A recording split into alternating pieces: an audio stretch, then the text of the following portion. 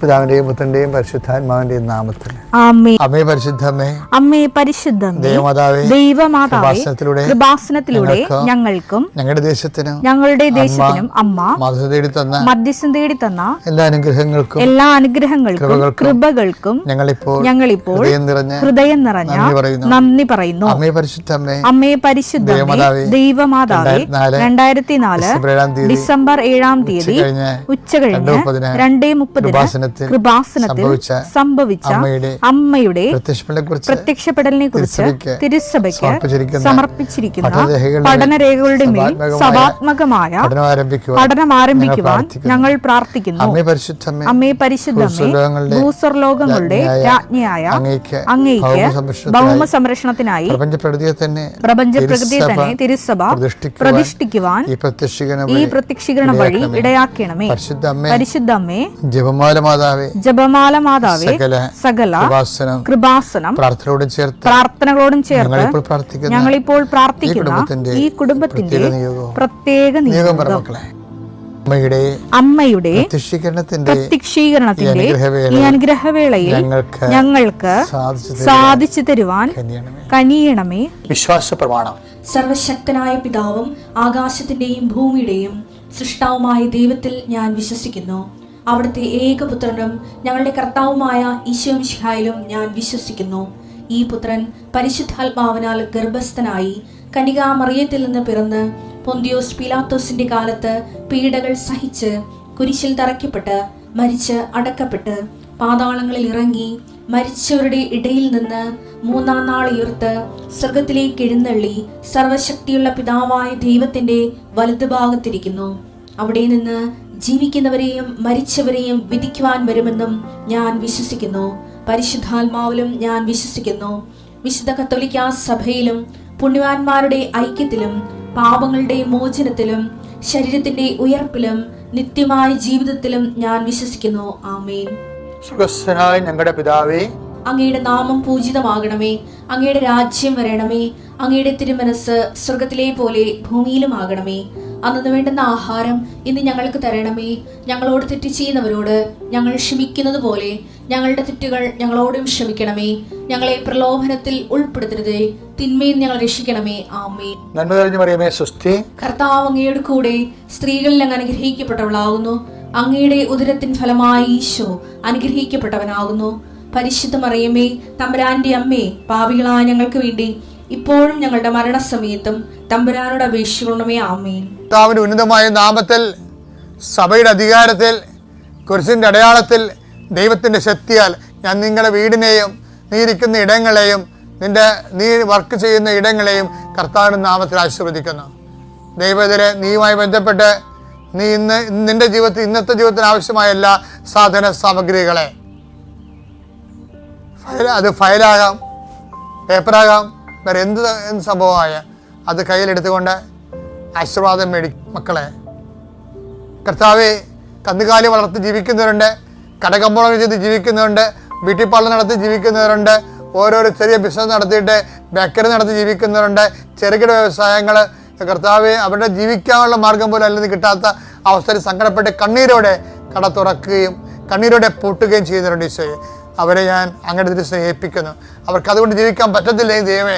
അവർക്ക് ജീവിക്കാൻ പറ്റുന്ന ഒരു ഇടം, ഒരു സ്ഥലം, ഒരു സംരംഭം അവർ കാണിച്ചു കൊടുക്കാൻ പരിശുദ്ധമ്മ കനാല കല്യാണത്തിൽ ചെന്നിട്ട് അവർക്ക് വീഞ്ഞില്ല എന്ന് പറഞ്ഞുകൊണ്ട് കർത്താവിന് ആ വിഷയത്തിലേക്ക് കൊണ്ടുവന്ന പരിശുദ്ധമ്മ, അധികാരമുള്ള അമ്മ, നിന്നെ അനുഗ്രഹിക്കുകയും നിനക്ക് ജീവിക്കാൻ, നിനക്കും മക്കൾക്കും ജീവിക്കാൻ പുതിയൊരു ഇടം നൽകുകയും ചെയ്യട്ടെ. കേസ് അകപ്പെട്ടിരിക്കുന്നവരെ, കള്ളക്കേസ് അകപ്പെട്ടിരിക്കുന്നവരെ, അതുപോലെ തന്നെ വാക്ക് തർക്കങ്ങളിൽ പെട്ടിരിക്കുന്നവരെ, അതുപോലെ ഭീഷണിക്ക് പെട്ടിരിക്കുന്നവരെ, അതുപോലെ അതിർത്തി തർക്കങ്ങളുള്ളവരെ, അതുപോലെ കേസ് കടലിൽ അനുകൂലമായി വിധിക്ക് വേണ്ടി പ്രാർത്ഥിക്കുന്നവരെ, ഇങ്ങനെ ഓരോരോ കാര്യങ്ങൾക്ക് വേണ്ടി, അതുപോലെ പരീക്ഷയുടെ റീടെസ്റ്റിന് കൊടുത്തിരിക്കുന്നവരെ, അതുപോലെ തന്നെ ഓരോ വിഷയങ്ങൾക്ക് വേണ്ടി അനുകൂലമായ തീരുമാനങ്ങൾക്ക് വേണ്ടി കാത്തിരിക്കുന്നവരെ, അവരെ കർത്താവിൻ്റെ തിരുസന്നിധിയിൽ സമർപ്പിച്ച് പ്രാർത്ഥിക്കുന്നു. വിവാഹത്തിന് വേണ്ടി ഒരുങ്ങുന്നവരെ, വിവാഹത്തിന് പണം സമ്പാദിക്കുന്നതിന് വേണ്ടിയുള്ള പരക്കമ്പാച നടത്തുന്നവരെ, വീട് സ്ഥലമില്ലാത്തവരെ, സ്ഥലമെങ്കിലും കിട്ടാൻ വേണ്ടി, വീടെങ്കിലും കിട്ടാൻ വേണ്ടി അരഞ്ഞു നടക്കുന്നവരെ, അവരുടെ ഉദ്യമങ്ങളെ കർത്താവിൻ്റെ നാമത്തിൽ ആശീർവദിക്കുന്നു. Power and grace. ദൈവസ്നേഹമുള്ളവരാണെങ്കിൽ നമ്മളെ ആക്രമിച്ചാലും ശരി, പറയാനുള്ളത് നമ്മൾ പറയും. എന്താ കാര്യം? നമ്മൾ പറയണത് നമുക്ക് വേണ്ടിയല്ല, ദൈവത്തിന് വേണ്ടിയാണ് പറയണത്. അപ്പം തിന്മകൾ കണ്ടു കഴിഞ്ഞാൽ നയപരമായിട്ടെങ്കിലും നിങ്ങൾ അതിനെ സൂചിപ്പിക്കണം, അല്ലാതെ തിന്മകൾ നിങ്ങൾ സ്വാപ്പിട്ട് കളയരുത്. ഈ ലോകത്ത് ഏറ്റവും വലിയ കാര്യം തിന്മകളെ. ഇപ്പം കഴിഞ്ഞ ദിവസങ്ങളിൽ ഒരു ബിഗ് ബോസ് എന്തോ ഒരു പ്രോഗ്രാം ഇല്ലായിരുന്നോ? അപ്പോൾ ഒരു സ്ത്രീ അവിടെ നിന്ന് പറഞ്ഞു, ഗേ സെക്സിന് ഞങ്ങൾ വീട്ടിൽ പോലും കയറത്തില്ലെന്ന് പറഞ്ഞു, അല്ലേ? അപ്പോൾ ഉടനെ അവിടെ നിന്നിരിക്കുന്ന ഒരു സിനിമാ നടൻ എന്നാ പറഞ്ഞത്, അങ്ങനെയൊന്നും പറയരുത്, നമ്മൾ ടോളറൻസ് ഉണ്ടാവണം നമുക്ക്, അല്ലേ? ഞാനാണെങ്കിൽ അവരെ വീട്ടിൽ കയറ്റുമെന്ന് പറഞ്ഞു. അപ്പോൾ ഉടനെ കൈയടിച്ചെല്ലാവരും, അല്ലേ? അതാണ് സമൂഹം അതാണ്. അതായത് പ്രകൃതി വിരുദ്ധമായൊരു കാര്യമാണ്. പ്രകൃതിക്കൊരു നിയമമുണ്ട്, ആ നിയമം എങ്കിലും പാലിക്കാൻ മനുഷ്യൻ ബാധ്യസ്ഥനാണ്, എങ്കിലും പാലിക്കാൻ. അപ്പോൾ അതിനേക്കാൾ താഴേക്ക് പോകുമ്പോൾ പ്രകൃതി വിരുദ്ധം മാത്രമല്ല, മനുഷ്യത്വരഹിതം കൂടിയായിട്ട് വരും അത്. പക്ഷേ എന്നാ പ്രശ്നം എന്ന് വെച്ച് കഴിഞ്ഞാൽ, അങ്ങനെ തിന്മകളെ നമ്മൾ പ്രോത്സാഹിപ്പിക്കാൻ തുടങ്ങിക്കഴിഞ്ഞാൽ നമുക്ക് ആൾക്കാരുടെ അപ്ലോസ് കിട്ടും, അതിനകത്ത് സംശയമൊന്നുമില്ല. പക്ഷെ മനുഷ്യൻ്റെ മനസ്സാക്ഷിയിൽ തന്നെ ഉണ്ട് ഈ സംഭവം. എന്താണത്? അത് പ്രകൃതി വിരുദ്ധമായ ഒരു കാര്യമാണ്, മനുഷ്യത്തെ അപമാനീകരിക്കേണ്ട ഒരു വിഷയമാണ്, മനുഷ്യൻ്റെ മാന്യതയെ കളങ്കപ്പെടുത്തുന്ന ഒരു കാര്യമാണ്. അപ്പോൾ ചിലപ്പോൾ സഭയിലുള്ള ആൾക്കാർ പോലും ചില സമയത്ത് ഇങ്ങനെയുള്ള മീഡിയയുടെ ഫ്രണ്ട്ലി ആയിട്ടുള്ളവർ ചിലപ്പോൾ ദൈവത്തെ മറന്ന് ഇങ്ങനെയൊക്കെ ആൾക്കാരുടെ കൂടെ കൂടും. ഇപ്പോഴത്തെ മാർപ്പാപ്പ പറഞ്ഞു കേട്ടില്ലേ, എന്താ പറഞ്ഞത്? എനിക്ക് രോഗകാര്യങ്ങൾ തിരക്കാതൊന്നും നേരെയില്ല, അതിനല്ല ഞാൻ അഭിഷേകം ചെയ്തിരിക്കണമെന്ന്. എന്ത് വെടിപ്പേട്ടാ പറഞ്ഞത്? ദേവമാർപ്പാപ്പ കയറിയപ്പോഴത്തേക്ക് മനസ്സിലായി ഇത് പെസക് പാർട്ടിയുടെ കയറിയിരിക്കണമെന്ന്. ആ നടപ്പും നിപ്പും നോട്ടും അങ്ങനെ പറയാം. അതായത് പറഞ്ഞെന്താണ്? തൂമ്പാണ് പറഞ്ഞിരിക്കുന്നത്, എന്നെ ഏൽപ്പിച്ച ജോലി സുവിശേഷം ലോകത്തിന് കൈമാറുകയാണ്. അടിപൊളി. അതിന് ലോകകാര്യങ്ങൾ സെറ്റ് ചെയ്യുകയല്ല, അതിന് വേറെ ആൾക്കാരുണ്ടെന്ന്. അതല്ലേ പറഞ്ഞേ?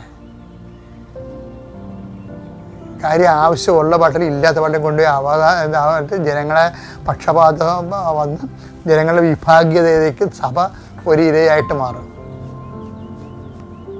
സഭയ്ക്ക് നിഷ്പക്ഷമായിട്ട് സുവിശേഷം കൊടുക്കുന്ന സമയത്ത് സുവിശേഷം തന്നെ കൊടുക്കണം.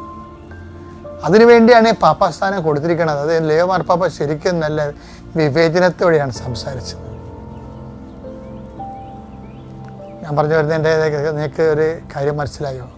അതായത് ഓരോ അവസരങ്ങളും വരണതും പുതിയ ദൈവസ്നേഹത്താൽ നമ്മളെ ഈശോ അനുഗ്രഹിക്കാൻ വേണ്ടി നമ്മൾ ഓരോ ദിവസങ്ങളിൽ നിന്നാണ് നമ്മൾ കൃപയിൽ വളരണത്. ലൂക്കാ 12:32. ചെറിയ അജഗണമേ ഭയപ്പെടേണ്ട. ചെറിയ അജഗണമേ ഭയപ്പെടേണ്ട. വായിച്ചോ. എന്തെന്നാൽ നിങ്ങൾക്ക് രാജ്യം നൽകാൻ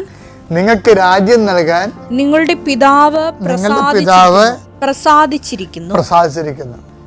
അപ്പോൾ ദൈവത്തിൻ്റെ തിരുമനസ് നിറവേറാൻ ആഗ്രഹിക്കുന്ന ദൈവവചനത്തിന് കീഴ്പ്പെട്ട് നിൽക്കുന്ന ആരാണ്? ദാസൻ. അതാണ് അവനാണ് ദൈവരാജ്യത്തിലായിരിക്കണവൻ.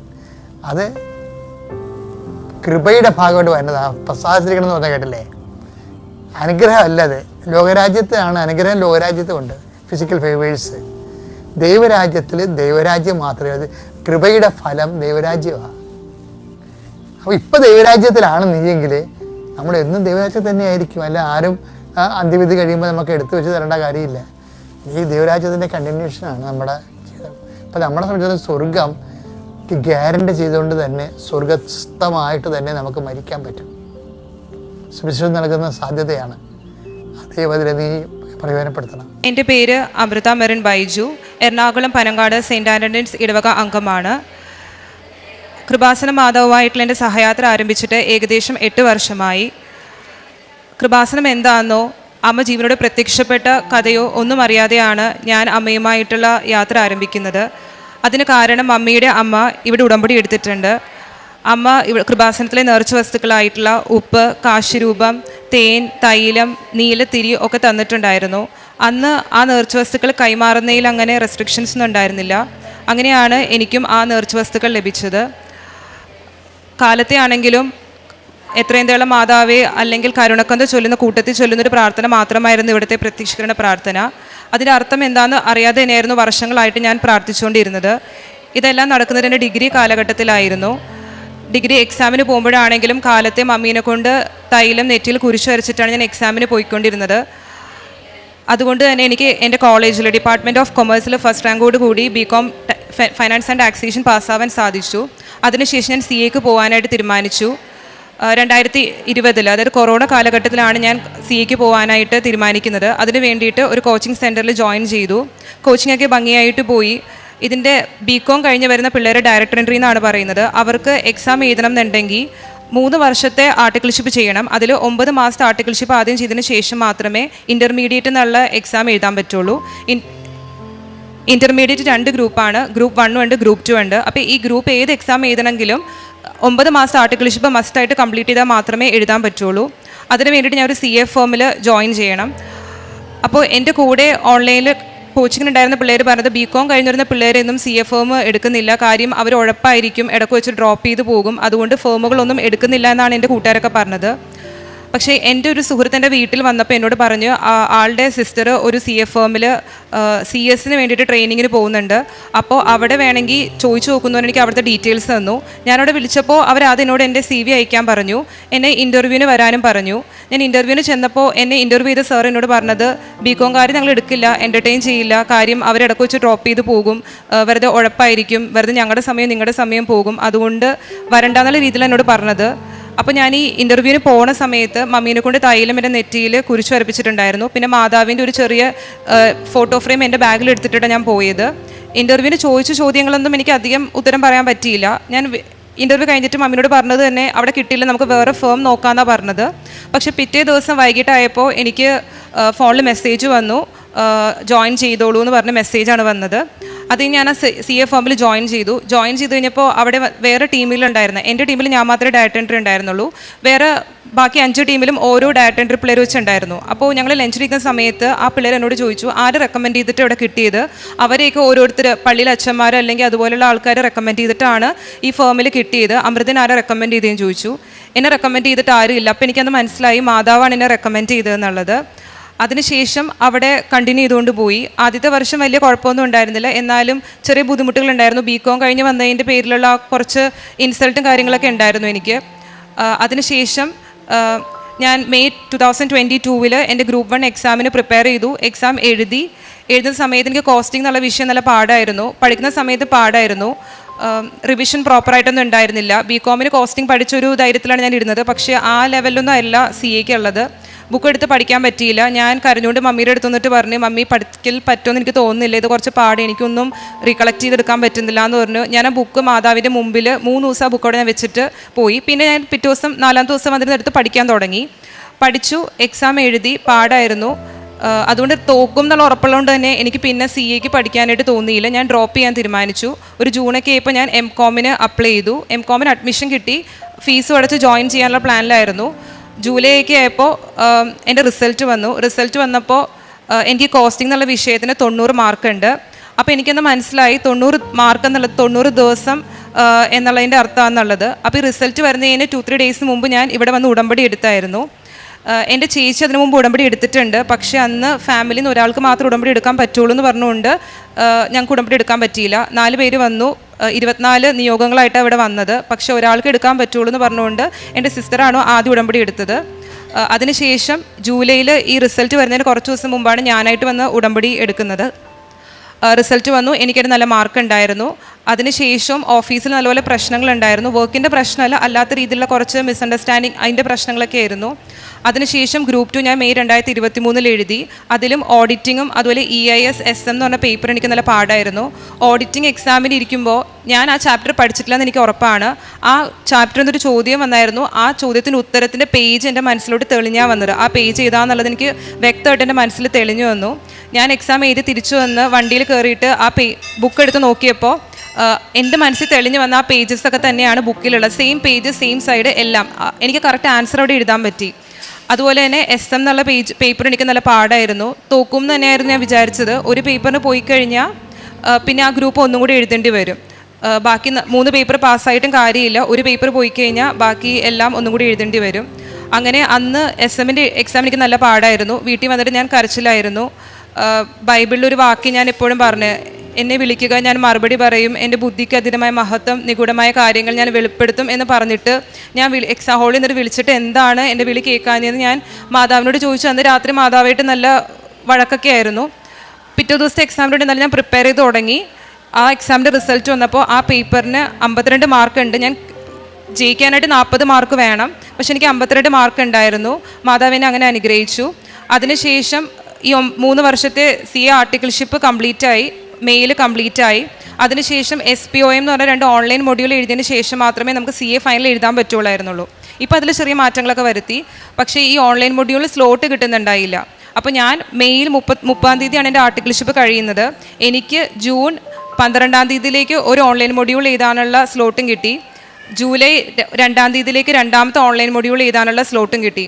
എൻ്റെ മുമ്പ് ഞാൻ മെയിൽ ഇറങ്ങുമ്പോൾ ഫെബ്രുവരി മാസം ആർട്ടിക്കിൾഷിപ്പ് കഴിഞ്ഞിറങ്ങിയ പിള്ളേർക്ക് ജൂലൈയിലാണ് സ്ലോട്ട് കിട്ടിയത്. അപ്പോൾ അവരെന്നോട് ചോദിച്ചു, അമൃതയ്ക്ക് എങ്ങനെയാണ് ഇത്രയും നേരത്തെ സ്ലോട്ട് കിട്ടിയത് എക്സാം എഴുതാനെന്നുള്ളത്.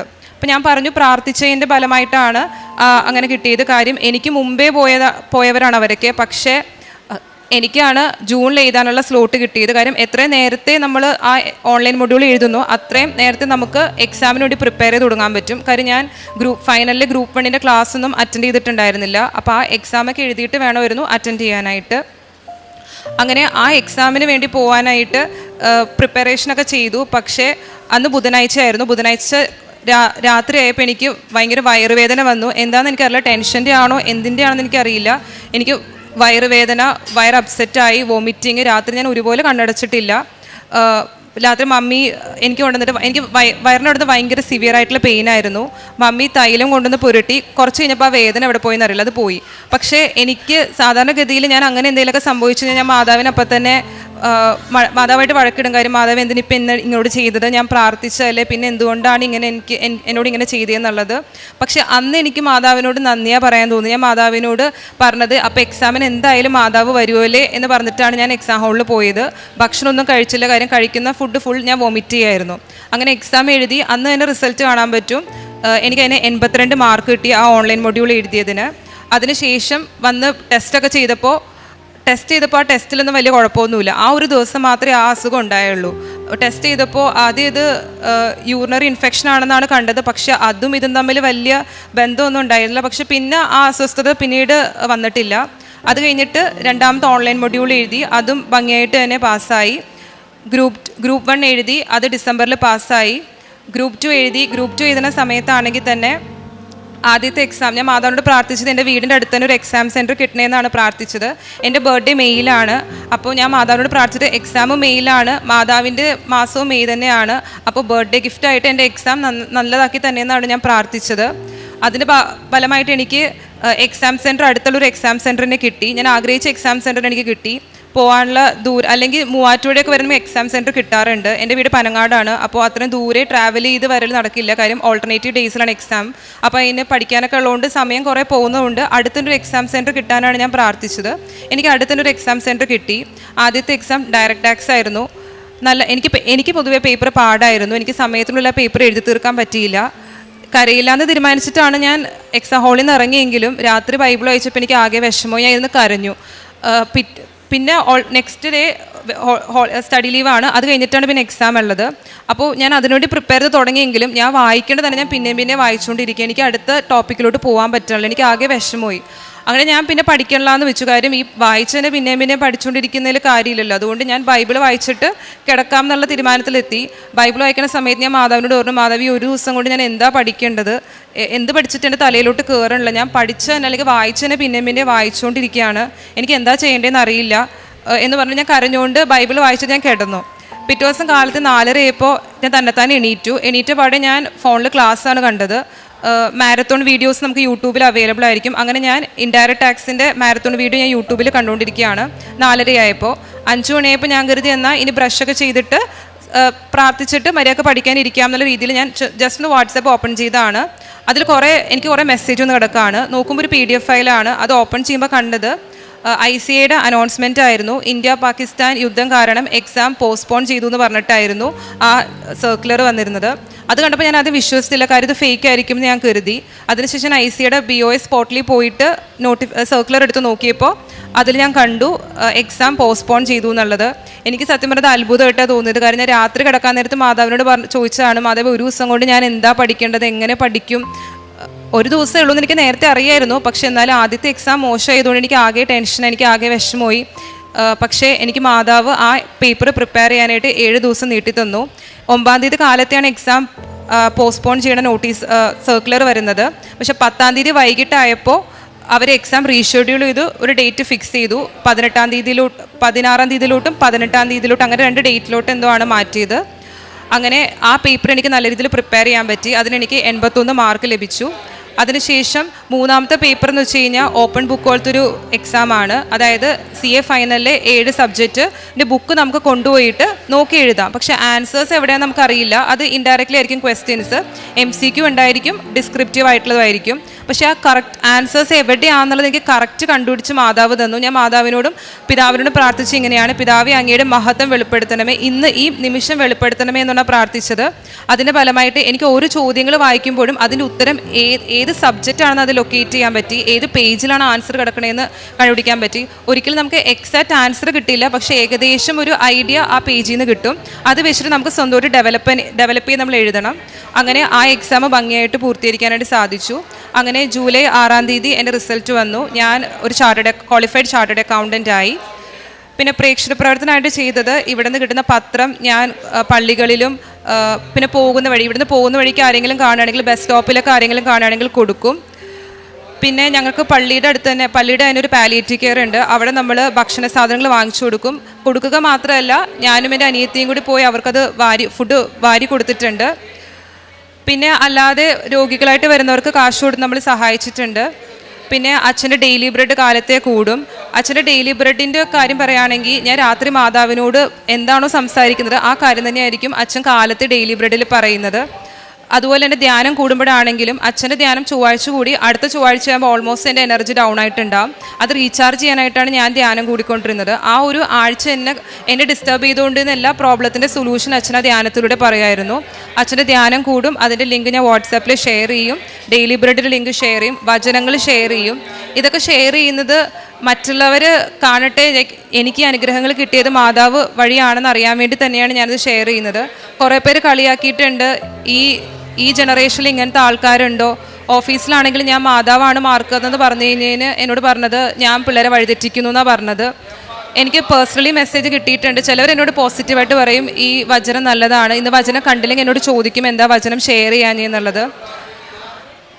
അങ്ങനെ എൻ്റെ പിന്നെ 30 മിനിറ്റ് ബൈബിൾ വായിക്കും. പ്രഭാഷകൻ്റെ പുസ്തകം 1-ാം അധ്യായം 16-ാം തിരുവചനം. കർത്താവിനോടുള്ള ഭക്തി ജ്ഞാനത്തിൻ്റെ പൂർണ്ണതയാണ്. അവൾ തൻ്റെ സത്ഫലങ്ങൾ കൊണ്ട് മനുഷ്യരെ തൃപ്തരാക്കുന്നു. അവളുടെ ഭവനം അഭികാമ്യ വസ്തുക്കൾ കൊണ്ട് നിറയുന്നു, അവളുടെ കലവറ വിഭവങ്ങൾ കൊണ്ടും. ഉടമ്പടി ഒരു ബാറ്ററി റീചാർജിങ് ആണെന്ന് നമുക്കറിയാം. ഓരോ മക്കളും ഇവിടെ വന്ന് ഉടമ്പടി എടുക്കുമ്പോൾ, അത് ഉടമ്പടി പുതുക്കുമ്പോൾ എല്ലാം ഈശോ നമ്മിൽ നിറയുന്നതായി ഓരോ മക്കളും ഇവിടെ വന്ന് സാക്ഷ്യപ്പെടുത്തുന്നുണ്ട്. അമൃത വളരെ ചെറുപ്പത്തിൽ തന്നെ ഇവിടെ ഉടമ്പടി സ്റ്റാർട്ട് ചെയ്ത ആ കാലങ്ങളിൽ തന്നെ ഈ മകൾക്ക് വളരെ ചെറുപ്പത്തിൽ +2 പഠനത്തോടു കൂടി തന്നെ ഉടമ്പടി വസ്തുക്കൾ ഉപയോഗിക്കാനും പരിശുദ്ധ അമ്മയോട് കൂടുതൽ അടുക്കുവാനും പരിശുദ്ധ അമ്മയോടുകൂടെ കൂടെ നടക്കുവാനും ഇന്ന് അമ്മയെ കൂടെ ചേർക്കുവാനൊക്കെയുള്ള വലിയ കരുത്ത് ഈ മകൾക്ക് കിട്ടിയിട്ടുണ്ടെന്നാണ് ഈ സാക്ഷ്യത്തിൻ്റെ പ്രത്യേകത. നമ്മോട് പറയാറുണ്ട്, തുടക്കത്തിൽ ഈ മകൾ പറഞ്ഞതുപോലെ നേർച്ച വസ്തുക്കൾ കൈമാറരുത് എന്ന് ഉള്ളൊരറിവ് ഇപ്പോഴാണ് മകൾക്ക് കിട്ടിയിരിക്കുന്നത്. നമ്മൾ നേർച്ച വസ്തുക്കൾ ഒരിക്കലും കൈമാറരുതെന്ന് പറയുന്നത് അതിൻ്റെ ഇമ്പോർട്ടൻസ് നമുക്ക് മാത്രമേ അറിയൂ. ഇവിടെ വന്ന് ഉടമ്പടി എടുക്കുന്നവർക്കാണ് അതിൻ്റെ വിശേഷതയെക്കുറിച്ച്, അതിൻ്റെ പ്രാധാന്യതയെക്കുറിച്ച് പറഞ്ഞു കൊടുക്കുന്നത്, മനസ്സിലാക്കിയിരിക്കുന്നതും ഉടമ്പടി എടുക്കുന്നവരാണ്. അതുകൊണ്ടാണ് ഈ നേർച്ച വസ്തുക്കൾ മറ്റുള്ളവർക്ക് കൈമാറരുത് എന്ന് പറയുന്നത്. പലരും ഇവിടെ വന്ന് പറയാറുണ്ട്, അശ്രദ്ധമായി തൈലം ഞങ്ങളുടെ ഇന്ന് നഷ്ടപ്പെട്ടു, അല്ലെങ്കിൽ കാശ് രൂപം നഷ്ടപ്പെട്ടു, ഞങ്ങൾക്കതൊന്ന് തരണോ. ഇത് കടയിൽ നിന്ന് വാങ്ങുന്ന പോലെ നമ്മുടെ നേർച്ച വസ്തുക്കൾ ഇവിടെ നിന്ന് കിട്ടുകയില്ല. കാരണം അത് ഉടമ്പടി പുതുക്കുമ്പോൾ മാത്രമേ നമുക്ക് കിട്ടുകയുള്ളൂ. പിന്നെ നമ്മളിവിടെ എന്താവശ്യത്തിന് വരികയാണെങ്കിലും നമുക്ക് ഉടമ്പടി പത്രം ഇവിടെ കൊണ്ടുവരണം, സാക്ഷ്യം പറയാനും ഉടമ്പടി വസ്തുക്കൾ സ്റ്റോളിൽ നിന്ന് വാങ്ങാനായാലും ജോസഫ് അച്ഛനെ കാണാനായാലും എന്താവശ്യത്തിനും നമ്മളിവിടെ വരുമ്പോൾ നമ്മുടെ ഉടമ്പടി പത്രം നിർബന്ധമായും കൊണ്ടുവരേണ്ടതാണ്. ഈ നിയമങ്ങളെല്ലാം നമുക്കെല്ലാവർക്കും അറിയാമെങ്കിലും ചിലപ്പോൾ അതൊക്കെ മറന്നു പോകാറുണ്ട്. ഓക്കെ, നമ്മുടെ സാക്ഷ്യത്തിൻ്റെ പ്രത്യേകതകളിലേക്ക് നാം കടന്നു വരുമ്പോൾ ഈ അമൃതയുടെ സാക്ഷ്യത്തിന് വളരെ വിശേഷതയുള്ളതുകൊണ്ടാണ് അമൃതയ്ക്ക് ഈശോ എല്ലാ സ്കിൽ കൊടുത്തിട്ടുണ്ട്, അത് ഡെവലപ്പ് ചെയ്യാനുള്ള എല്ലാ സൗഭാഗ്യങ്ങളും കൊടുത്തിട്ടുണ്ട്. അതിലെല്ലാം പരിശുദ്ധ അമ്മയുടെ സഹായവും മധ്യസ്ഥവും അപേക്ഷിച്ച് ഈശോയിൽ നിന്ന് ഗ്രേസ് ചോദിച്ചു വാങ്ങുന്നു എന്നുള്ളതാണ് അമൃതയുടെ സാക്ഷ്യത്തിൻ്റെ പ്രത്യേകത. നമുക്ക് അനുഗ്രഹങ്ങൾ തീർച്ചയായിട്ടും നമ്മൾ ഉടമ്പടി എടുക്കുമ്പോൾ നമുക്ക് അനുഗ്രഹങ്ങൾ തീർച്ചയായിട്ടും ലഭിക്കും. ഇവിടെ വന്ന് പലരും സാക്ഷ്യം പറയാതെ പോകുന്നതിൻ്റെ ഒരു കാരണം അനുഗ്രഹങ്ങൾ ലഭിച്ചിട്ട് അവർ ഉടമ്പടി ഉഴപ്പുന്നത് കൊണ്ടാണെന്നറിയാം. കാരണം നമുക്ക് അനുഗ്രഹങ്ങൾ ലഭിക്കുന്നതല്ല നമ്മുടെ ഇമ്പോർട്ടൻസ്, നമ്മൾ ഉടമ്പടി ജീവിക്കുന്നതാണ്. കാരണം ഇന്ന് ലോകത്തിൽ ഒരുപാട് മക്കൾ, ഒരു വലിയൊരു ദേശം അല്ലെങ്കിൽ ഒരു 25 ജനത, 23 ഭാഷകളിൽ 23 ജനതകളാണത് ഇന്ന് ഉടമ്പടി ഏറ്റെടുത്തിരിക്കുന്നത്. അതവരുടെ ജീവിത ശൈലിയായി മാറുന്നു. ഒരുപാട് മക്കൾ ഇന്ന് നാം ഡെയിലി ബ്രെഡ് തുറക്കുമ്പോൾ തന്നെ അടിക്കടിയായി വരുന്ന ലക്ഷക്കണക്കിന് മക്കളുടെ വ്യൂസ് നമുക്ക് കാണാൻ സാധിക്കും. എല്ലാവരും 5:30 എന്നൊരു സമയത്ത് മോർണിംഗ് ടൈമിൽ എല്ലാവരും അച്ഛനോട് ചേർന്ന്, ജോസഫ് അച്ഛനോട് ചേർന്ന് ഡെയിലി ബ്രെഡ് കൂടി അവരതിൻ്റെ അനുഗ്രഹങ്ങൾ പ്രാപിക്കുന്നതാണ്, അല്ലെങ്കിൽ ആശീർവാദം സ്വീകരിക്കുന്നതാണ് 5:30 മണി മുതൽ. അതിനുവേണ്ടി പലരും വളരെ നേരത്തെ ഉണർന്നിരുന്ന് പ്രാർത്ഥിച്ചൊരുങ്ങിയൊക്കെയാണ് പലരും ആശീർവാദം സ്വീകരിക്കുന്നത്. അതാണ് ഈ ഉടമ്പടിയുടെ പ്രത്യേകത എന്ന് പറയുന്നത്. നമുക്ക് വേണ്ടി മാത്രം മോശ പാടുന്നത് പോലെ ഇത്രയും വലിയൊരു ജനതയുണ്ടോ, ഇത്ര നല്ലൊരു ദൈവം വേറെയുണ്ടോ എന്നത് നമുക്ക് മാത്രമേ കിട്ടിയിട്ടുള്ളൂ. ഉടമ്പടി എടുത്ത് പ്രാർത്ഥിക്കുന്നവരുടെ ഒരു വലിയ സൗഭാഗ്യമാണ്. അമൃതയ്ക്ക് എപ്പോഴും തൻ്റെ എല്ലാ എക്സാം ടൈമിലും പരിശുദ്ധ അമ്മ കൃത്യമായി കാണിച്ചു കൊടുക്കുകയായിരുന്നു. ഈ മകൾ BCom എഴുതി കഴിഞ്ഞപ്പോൾ എല്ലാവരും ചോദിച്ചു, BCom ഫേമുകാർക്ക് ഒരിക്കലും ഇൻറ്റേൺഷിപ്പ് കൊടുക്കുകയില്ല. CA ഫേം കൊടുക്കാത്തൊരവസ്ഥയിൽ എല്ലാവരും ചോദിച്ചു, മോൾക്ക് ആരെങ്കിലും റെക്കമെൻഡ് ചെയ്തോ, അല്ലെങ്കിൽ ആരെങ്കിലും ഇൻഫ്ലുവൻസ് കൊണ്ടാണോ വന്നതെന്നൊക്കെ കളിയാക്കി ചോദിച്ചെങ്കിലും അമൃതയ്ക്ക് വളരെ ധൈര്യത്തോടുകൂടി പറയാൻ പറ്റി. എന്നെ റെക്കമെൻഡ് ചെയ്ത മാതാവാണെന്ന് വളരെ ധൈര്യത്തോടുകൂടി പറയാൻ സാധിച്ചത് അത്രയും വലിയൊരു കൃപയുള്ളതുകൊണ്ടാണ്. നമുക്ക് കൃപ ലഭിക്കാൻ അച്ഛനെപ്പോഴും പറയുന്നത് നമ്മുടെ അനുഗ്രഹങ്ങൾ എപ്പോഴും കൃപയാക്കി മാറ്റാനാണ്, കൃപ ലഭിക്കാനുള്ള വരത്തിനായിട്ടാണ് നാം പ്രാർത്ഥിക്കേണ്ടതെന്ന്. ഓരോ പരീക്ഷകളിലും ഈ മകളിങ്ങനെ ചോദിച്ചു വാങ്ങുകയായിരുന്നു. ഗ്രൂപ്പ് 1 എക്സാമിൻ്റെ സമയത്ത് താൻ തോറ്റുപോകും എന്നുള്ളൊരു വലിയൊരവസ്ഥയിൽ ഈ മകൾ പ്രാർത്ഥിച്ചപ്പോൾ 90 മാർക്ക് ആ പരീക്ഷയുടെ കൃത്യം പേജ് നമ്പർ പോലും പരിശുദ്ധമ്മ കാണിച്ചു കൊടുത്ത്, ഒരു ജസ്റ്റ് റഫ് ലുക്ക് മാത്രമുണ്ടായിരുന്ന ആ ഒരു പേജിനെ, ഒട്ടും പ്രിപ്പയർഡല്ലായി തരുന്ന ആ പേപ്പറിനെ ആ പേജ് നമ്പർ ഓർമ്മിച്ചു കൊടുത്ത് വളരെ കൃത്യമായൊരു സ്കാൻഡ് പേപ്പർ പോലെയാണ് മകൾ പരീക്ഷ എഴുതിയെന്ന് പറയുന്നു. ഒരുപാട് ഓൺലൈൻ മോഡിൻ്റെ ആ പരീക്ഷാ സമയത്ത് പോലും ഒട്ടും അതിൻ്റെ സ്ലോട്ട് കിട്ടാതിരുന്ന ആ സമയത്ത് മകൾക്ക് പരിശുദ്ധ അമ്മയാണ് കൃത്യമായ ആളെ എല്ലാം പറഞ്ഞതെല്ലാം പഠിപ്പിച്ചു കൊടുത്ത്. വോമിറ്റിംഗ് ഉണ്ടായിരുന്ന പ്രീവിയസ് ഡേ വളരെ ബുദ്ധിമുട്ടായിരുന്ന ആ പരീക്ഷ പിറ്റേ ദിവസം പരീക്ഷ എഴുതിയ ആൾക്ക് 82 മാർക്ക് കൊടുത്ത് പരിശുദ്ധ അമ്മ സഹായിച്ചു. ഇപ്പോൾ ആ ഒരു ടെൻഷൻ അല്ലെങ്കിൽ ആ ഒരു അസ്വസ്ഥതകളെല്ലാം അനുഗ്രഹങ്ങളായിട്ടാണ് ഈ മകൾ മനസ്സിലാക്കുന്നത്. എനിക്കിങ്ങനെയൊക്കെ ഉണ്ടെങ്കിലും ഞാൻ പരിശുദ്ധ അമ്മയെ കൈവിടാതെ ഈശോയോട് ചേർന്ന് നിന്ന് എൻ്റെ വിശുദ്ധ കുർബാനയിലൂടെ ഈശോയുടെ തിരുരക്തത്തിലൂടെയുള്ള സംരക്ഷണം ഈ മകൾ ഏറ്റുപറയുകയും വിശ്വസിക്കുകയും പിതാവിനെയും ഈശോയെയും പരിശുദ്ധമ്മയെയും പരിശുദ്ധാത്മാവിനെയും എല്ലാം ഏറ്റുപറയുമ്പോഴുള്ള വലിയ കൃപ ഈ മകളിൽ ഇപ്പോൾ ആവസിക്കുന്നു എന്നാണ്. നമ്മുടെ ആ കൃപ നമ്മെ എൻവലപ്പ് ചെയ്യുന്ന ഓരോ വ്യക്തികളെയും നമ്മുടെ സംഭാഷണത്തിലും ഇടപെടലുകളിലും എല്ലാം നമുക്ക് മനസ്സിലാക്കാൻ സാധിക്കും. അതുപോലെ മകൾ കൃത്യമായിട്ടാണ് ഉടമ്പടി ജീവിതം, എൻ്റെ അരമണിക്കൂറുള്ള വിശുദ്ധ വായന എല്ലാം കണക്ട് ചെയ്യുമ്പോൾ എൻ്റെ 90 മാർക്ക് എന്താണെന്ന് മകൾക്ക് കൃത്യമായി മനസ്സിലായത് എലീശമ്മ പരിശുദ്ധമ്മ എലീശമ്മയെ ശുശ്രൂഷിക്കാൻ പോയ ആ 90 ഡേയ്സ് ഉടമ്പടി 90 ഡേയ്സാണ്. ഞാനത് കൃത്യമായി പാലിക്കുന്നതുകൊണ്ട് എനിക്ക് അമ്മ കൃത്യമായ മാർക്ക് തന്നു എന്നൊക്കെ എപ്പോഴും വചനത്തോട് കൂട്ടിച്ചേർക്കാൻ സാധിക്കുന്നത് കൊണ്ടാണ് ഇന്ന് ഈ മകൾ ഒരു ചാർട്ടേഡ് അക്കൗണ്ടൻ്റായി ഇന്ന് നമ്മുടെ മുൻപിൽ അൾത്താരയിലേക്ക് കയറി വന്ന് പരിശുദ്ധ അമ്മയോട് ഈശോയോട് നന്ദി പറയുന്നത്. നമ്മുടെ എല്ലാ പഠിക്കുന്ന മക്കളെയും നമുക്ക് ചേർത്ത് വയ്ക്കാം.